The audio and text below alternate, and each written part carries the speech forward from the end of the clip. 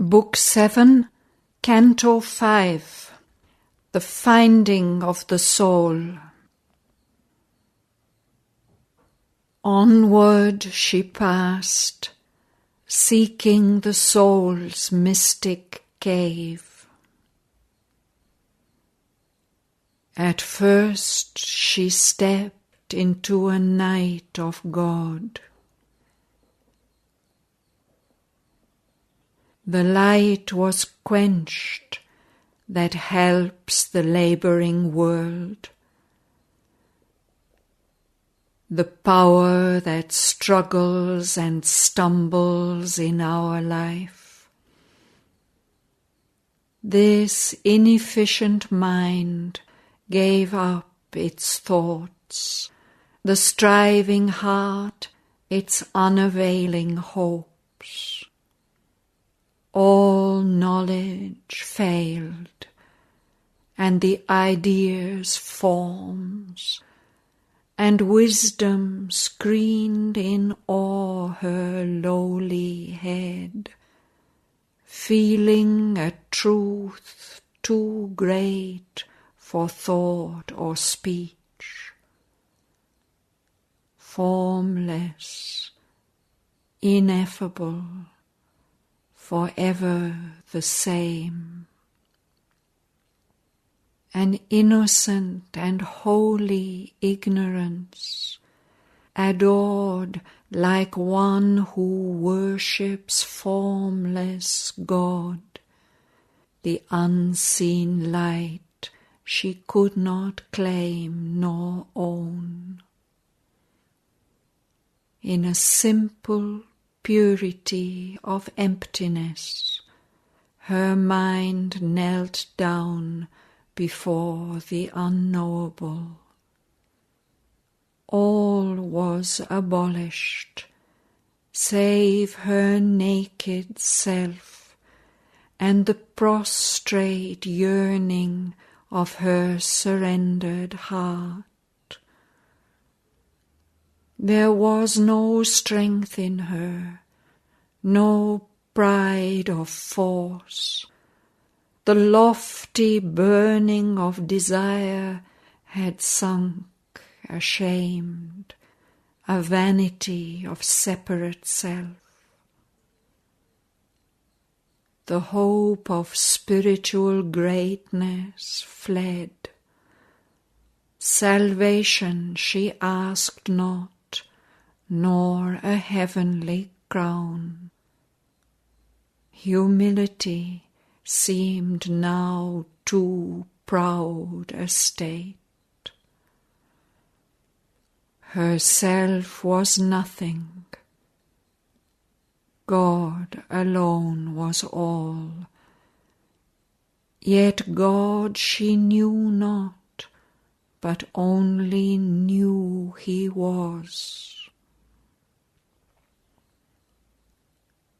A sacred darkness brooded now within.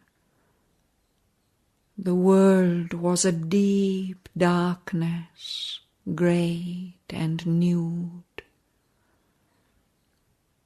This void held more than all the teeming worlds. This blank felt more than all that time has borne. This dark knew dumbly, immensely, the unknown.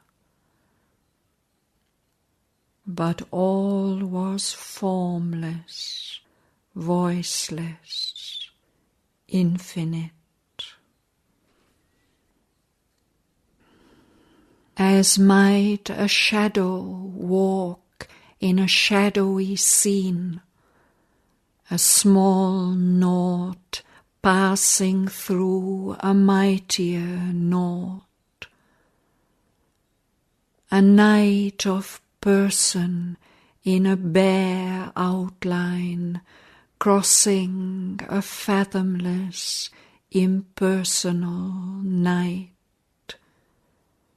Silent she moved, empty and absolute.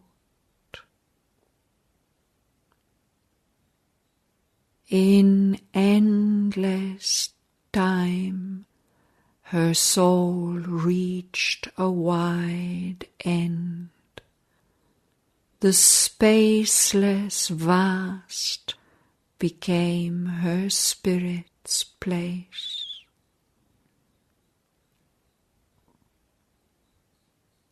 At last, a change approached. The emptiness broke. A wave rippled within. The world had stirred. Once more her inner self became her space.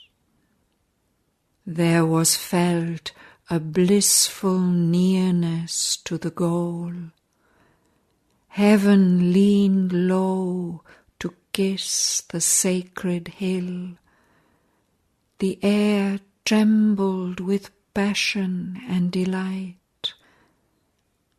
A rose of splendor on a tree of dreams, the face of dawn out of mooned twilight grew. Day came, priest of a sacrifice of joy, into the worshipping silence of her world. He carried immortal lustre as his robe, trailed heaven like a purple scarf, and wore as his vermilion caste mark a red sun. As if an old remembered dream come true, she recognized in her prophetic mind the imperishable luster of that sky, the tremulous sweetness of that happy air, and, covered from mind's view and life's approach, the mystic cavern in the sacred hill, and knew the dwelling of her secret soul. As if in some Elysian occult depth, truth's last retreat from thought's profaning touch, as if in a rock temple's solitude hid, God's refuge from an ignorant, worshipping world. It lay withdrawn even from life's inner sense, receding from the entangled heart's desire. A marvelous, brooding twilight met the eyes, and a holy stillness held that voiceless space. An awful dimness wrapped the great rock doors, carved in the massive stone of matter's trance. Two golden serpents round the lintel curled, enveloping it with their pure and dreadful strength, looked out with wisdom's deep and luminous eyes. An eagle covered it with wide conquering wings. Flames of self-lost, immobile reverie, doves crowded the grey musing cornices, like sculptured postures of white-bosomed peace. Across the threshold's sleep she entered in, and found herself amid great figures of gods, conscious in stone and living without breath, watching with fixed regard the soul of man. Executive figures of the cosmic self, world symbols of immutable potency. On the walls, covered with significant shapes, looked at her the life scene of man and beast, and the high meaning of the life of gods, the power and necessity of these numberless worlds, and faces of beings and stretches of world space, spoke the succinct and inexhaustible hieratic message of the climbing plains.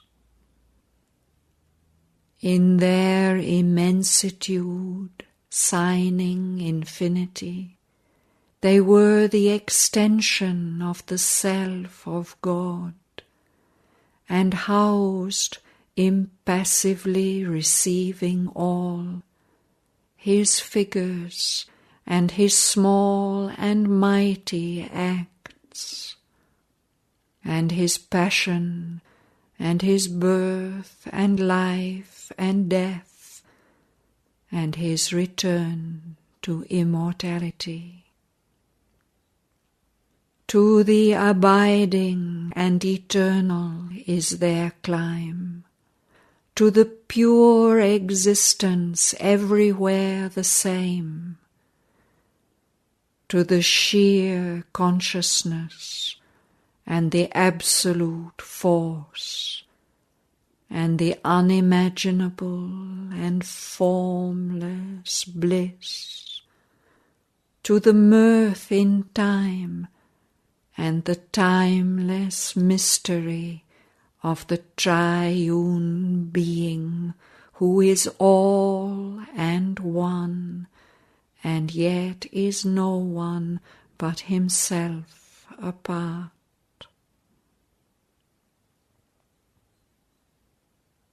There was no step of breathing men, no sound, only the living nearness of the soul. Yet all the worlds and God himself were there, for every symbol was a reality and brought the presence which had given it life.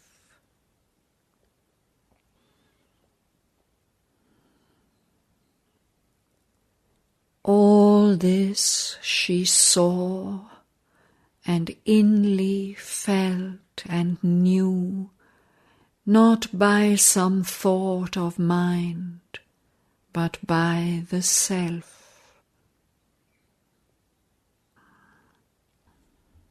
A light not born of sun or moon or fire,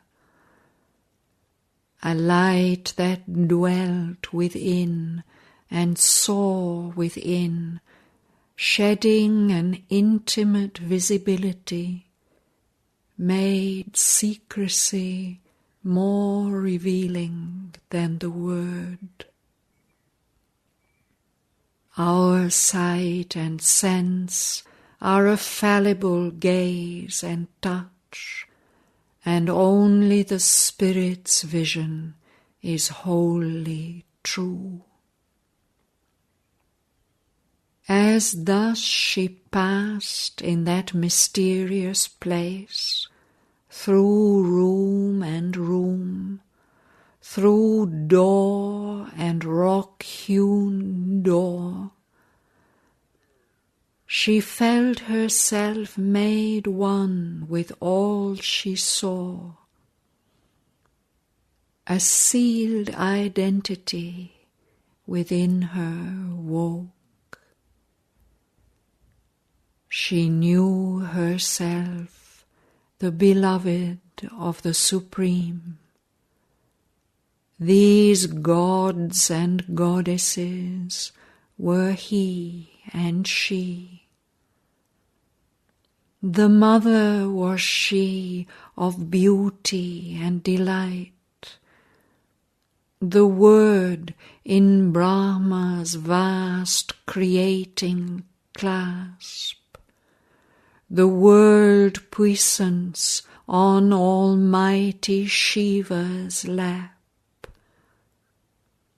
the master and the mother of all lives, watching the worlds their twin regard had made. And Krishna and Radha forever entwined in bliss, the adorer and adored, self-lost and one.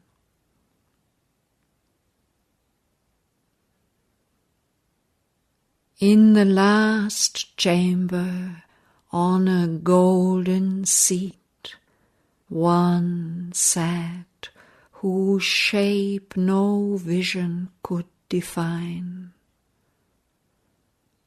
Only one felt the world's unattainable fount, a power of which she was a straying force, an invisible beauty, goal of the world's desire,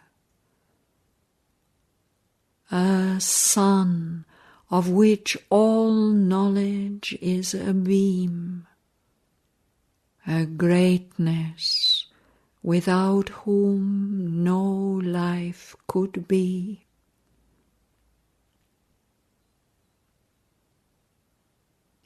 Thence all departed into silent self, and all became formless and pure and bare.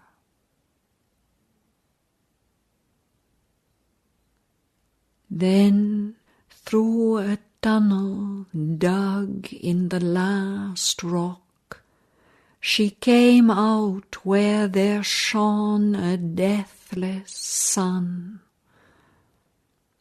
A house was there, all made of flame and light, and crossing a wall of doorless living fire, there suddenly she met her secret soul.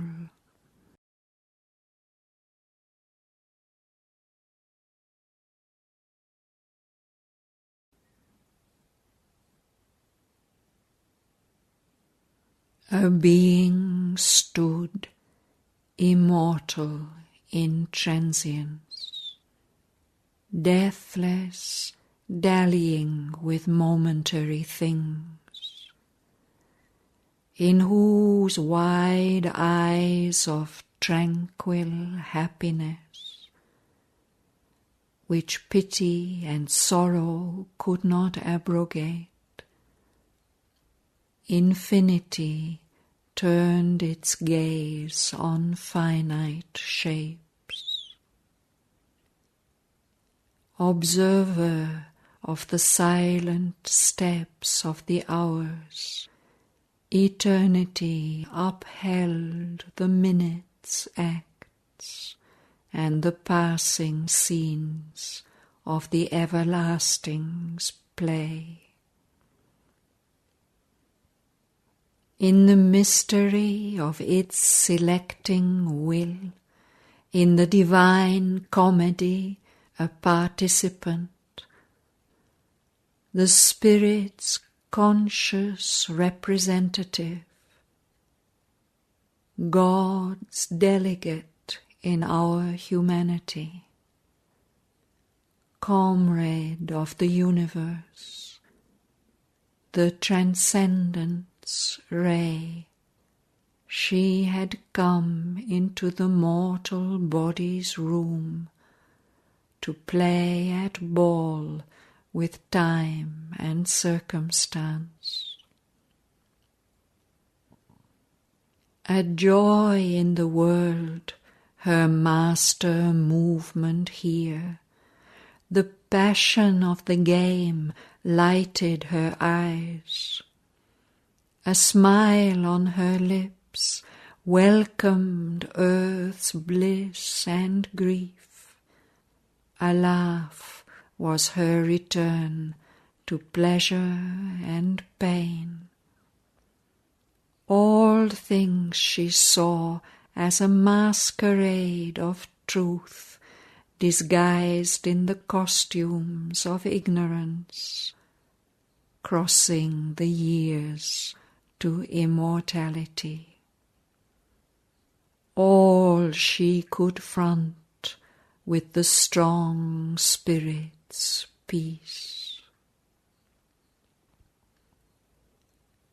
But since she knows the toil of mind and life, as a mother feels and shares her children's lives, she puts forth a small portion of herself, a being no bigger than the thumb of man, into a hidden region of the heart, to face the pang and to forget the bliss, to share the suffering and endure earth's wounds, and labor mid the labor of the stars. This in us laughs and weeps, suffers the stroke, exults in victory, struggles for the crown. Identified with the mind and body and life, it takes on itself their anguish and defeat, bleeds with fate's whips, and hangs upon the cross. Yet is the unwounded and immortal self supporting the actor in the human scene. Through this she sends us her glory and her powers, pushes to wisdom's heights through misery's gulfs. She gives us strength to do our daily task, and sympathy that partakes of others' grief, and the little strength we have to help our race. We who must fill the role of the universe, acting itself out in a slight human shape, and on our shoulders carry the struggling world. This is in us the Godhead, small and marred. In this human portion of divinity, she seats the greatness of the soul in time, to uplift from light to light, from power to power, till on a heavenly peak it stands, a king in body weak, in its heart an invincible might, it climbs, stumbling, held up by an unseen hand. A toiling spirit in a mortal shape. Here, in this chamber of flame and light, they met. They looked upon each other, knew themselves, the secret deity and its human part, the calm immortal and the struggling soul. Then, with a magic transformation's speed, they rushed into each other and grew one.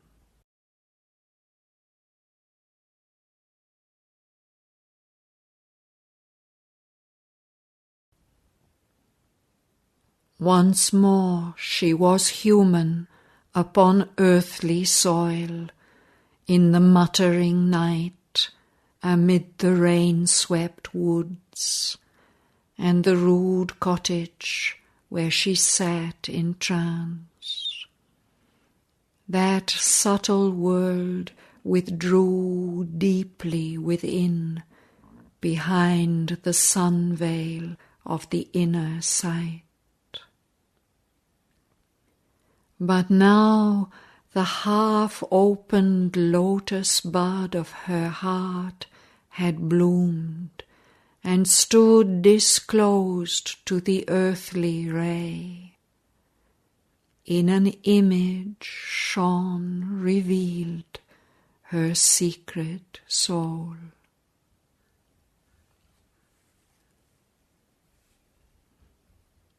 There was no wall severing the soul and mind, no mystic fence guarding from the claims of life.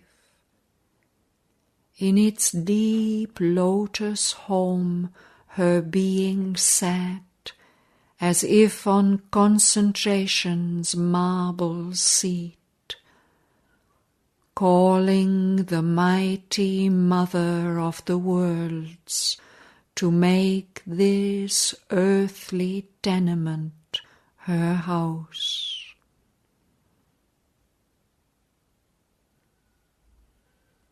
As in a flash from a supernal light, a living image of the original power, a face, a form, came down into her heart and made of it its temple and pure abode. But when its feet had touched the quivering bloom, a mighty movement rocked the inner space, as if a world were shaken and found its soul. Out of the inconscient's soulless, mindless night, a flaming serpent rose, released from sleep. It rose, billowing its coils, and stood erect, and climbing mightily, stormily on its way, it touched her centres with its flaming mouth. As if a fiery kiss had broken their sleep, they bloomed and laughed, surcharged with light and bliss. Then at the crown it joined the eternal space.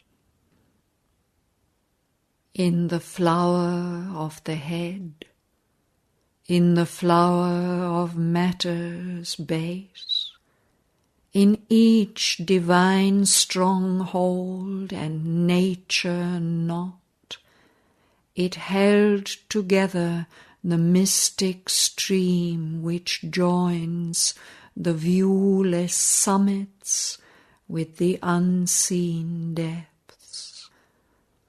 The string of forts that make the frail defence, safeguarding us against the enormous world, our lines of self-expression in its vast. An image set of the original power, wearing the mighty mother's form and face, armed, bearer of the weapon and the sign whose occult might no magic can imitate. Manifold, yet one she sat, a guardian force. A saviour gesture stretched her lifted arm, and symbol of some native cosmic strength, a sacred beast lay prone below her feet, a silent, flame-eyed mass of living force. All underwent a high celestial change, breaking the black inconscience blind mute wall, effacing the circles of the ignorance. Powers and divinities burst flaming forth.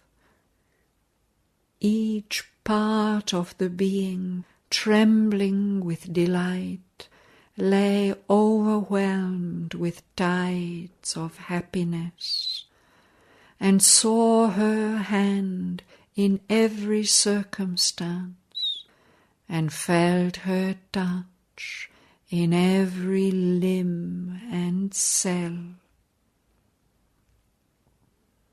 In the country of the lotus of the head, which thinking mind has made its busy space, in the castle of the lotus twixt the brows, whence it shoots the arrows of its sight and will, in the passage of the lotus of the throat, where speech must rise, and the expressing mind, and the heart's impulse run towards word and act, a glad uplift and a new working came. The immortal's thoughts displaced our bounded view. The immortal's thoughts, earth's drab idea and sense. All things now bore a deeper, heavenlier sense. A glad, clear harmony marked their truth's outline, reset the balance and measures of the world. Each shape showed its occult design, unveiled God's meaning in it for which it was made, and the vivid splendor of his artist thought. A channel of the mighty Mother's choice, the immortal's will took into its calm control our blind or erring government of life, a loose republic once of wants and needs, then bowed to the uncertain sovereign mind. Life now obeyed to a diviner rule, and every act became an act of God.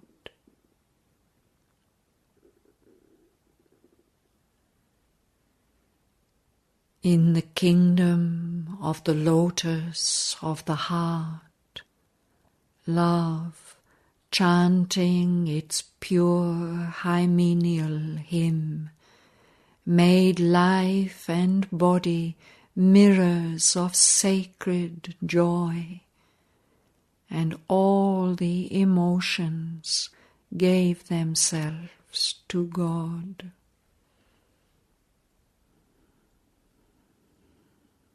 In the navel lotus' broad imperial range, its proud ambitions and its master lusts were tamed into instruments of a great calm sway, to do a work of God on earthly soil.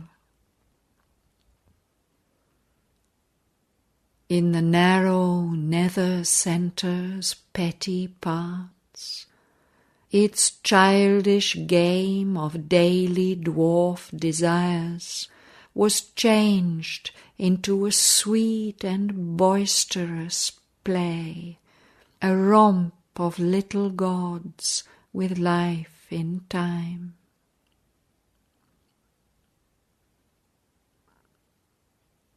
In the deep place where once the serpent slept, there came a grip on matter's giant powers for large utilities in life's little space. A firm ground was made for heaven's descending might. Behind all reigned her sovereign, deathless soul. Casting aside its veil of ignorance, allied to gods and cosmic beings and powers, it built the harmony of its human state. Surrendered into the great World Mother's hands, only she obeyed her soul's supreme behest in the enigma of the inconscious world. A secret soul behind, supporting all, is master and witness of our ignorant life, amidst the person's look and nature's role. But once the hidden doors are flung apart, then the veiled king steps out in nature's front. A light comes down into the ignorance. Its heavy, painful knot loosens its grasp. The mind becomes a mastered instrument, and life a hue and figure of the soul. All happily grows towards knowledge and towards bliss. A divine puissance then takes nature's place and pushes the movements of our body and mind.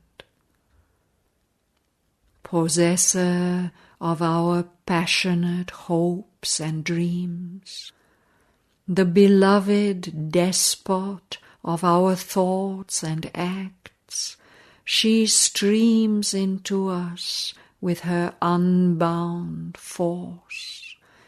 Into mortal limbs the immortal's rapture and power.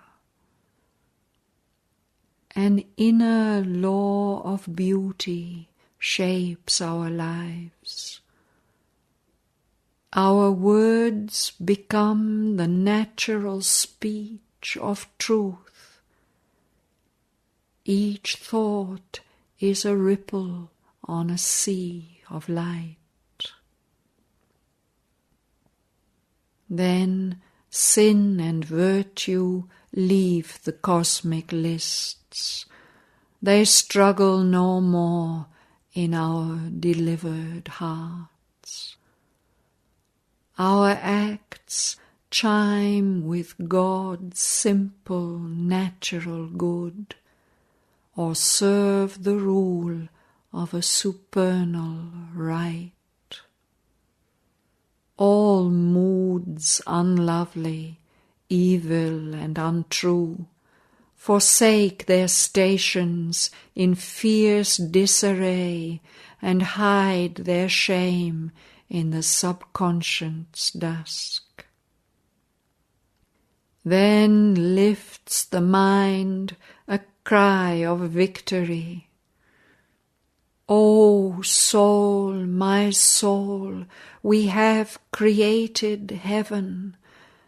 Within we have found the kingdom here of God, His fortress built in a loud, ignorant world. Our life is entrenched between two rivers of light. We have turned space into a gulf of peace and made the body a capital of bliss. What more, if more must still be done?